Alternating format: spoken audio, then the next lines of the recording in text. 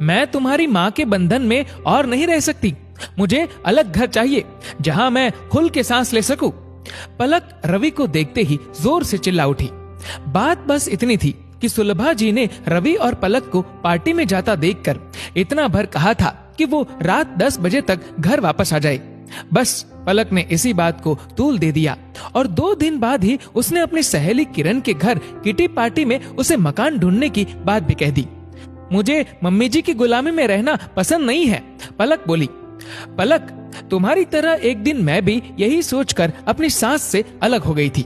Kitty खत्म होते ही किरण पलक के सामने थी। तभी तो आप आजाद हो, पलक ने चहक कर कहा तो किरण का स्वर उदासी से भर गया। किरण पलक से 10 वर्ष बड़ी थी।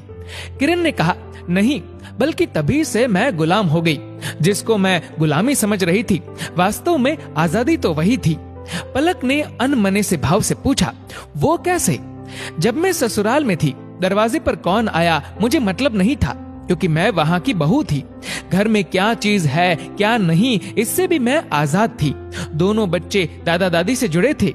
मुझे कहीं आने जाने पर पाबंदी नहीं थी, पर कुछ नियमों के साथ जो सही भी थे। लेकिन जवानी के जोश में मैं अपने आगे कोई सीमा रेखा नहीं चाहती थी।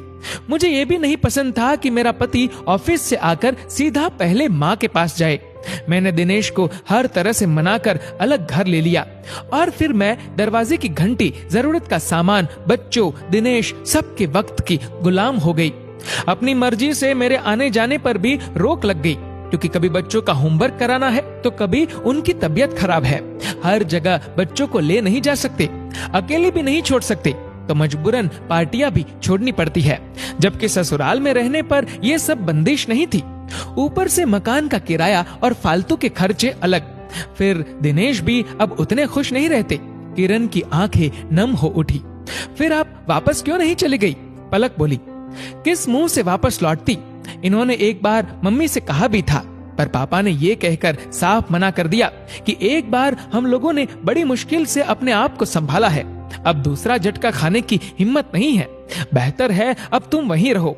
किरण बोली, पलक, घर से बाहर कदम रखना बहुत आसान है, लेकिन ये बात भी सच है कि जब तक आप माँ बाप के आश्रय में रहते हैं, आपको बाहर के थपेड़ों का तनिक भी एहसास नहीं होता। माँ बाप के साथ बंदिश से ज्यादा आजादी होती है, पर हमें वो पसंद नहीं आती।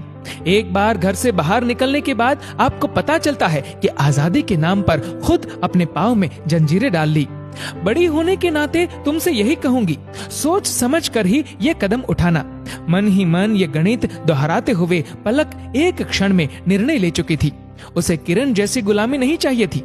घर की ओर चलते बढ़ते कदमों के साथ साथ ही वो मन ही मन बुदबुदा रही थी कि घर पहुंचते ही सासुमा के पैर छूकर क्षमा मांग लूंगी और सदा उनके साथ ही रहूंगी। माँ बाप को साथ नहीं रखा जाता, माँ बाप के साथ रहना होता है।